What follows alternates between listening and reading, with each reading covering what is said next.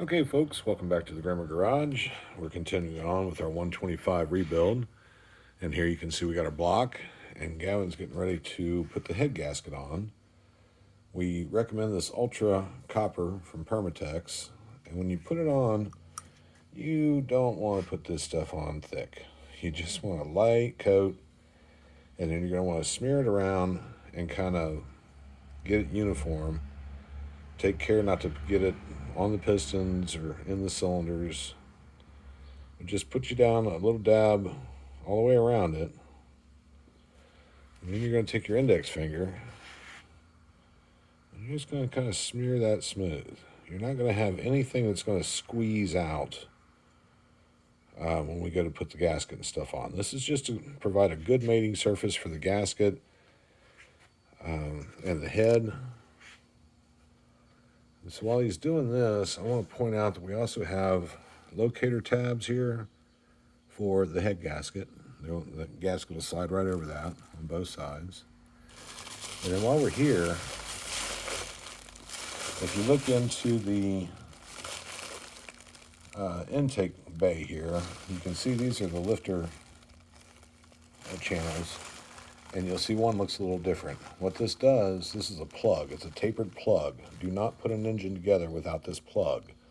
This plug blocks the oil from going to these other ports. If that plug is not there, all of your oil is going to go right through your cylinders and right out the air tool, and then the engine's going to seize, and you are going to go wah. So make sure that when you do that, you don't just buy a Jasper engine or something like that that doesn't have that plug. And if you need those, you can get a hold of us at Grammar Garage. So you can see Gavin's finishing up here, getting that nice and uniform. You don't really have to rush. This doesn't dry super quick. You just want to make sure that there's not beads of anything that are going to squish out.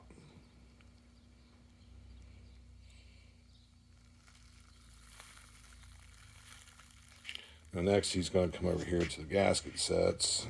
This is another point, folks. When you're doing this, it really helps to have things laid out so you know what's next. Lay it out in sequence. All the nuts and bolts have been cleaned ahead of time. We know where the exhaust manifold gaskets are. We've got the tools laid out that we're going to need to assemble this. The intake's already been painted. There's a rebuilt unloader piston rail. That'll go in after we put the head on. There's our new fuel pump, senders, and then our cork gaskets. While I'm here, our gasket kits have two different sets of corks for the intake. One is for a 351, the other one is for a 302. So it'll become obvious when you go to put it together which one you need to use, but there will be an extra pair of these when you're done. All right, so looks like he's about finished up here. The head gasket, you're just going to lay down. Make sure it goes in your locator tabs.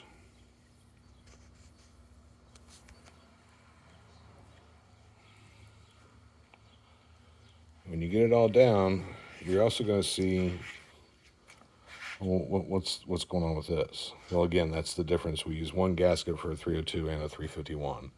So on a 351, that's a water jacket, and it would be covered.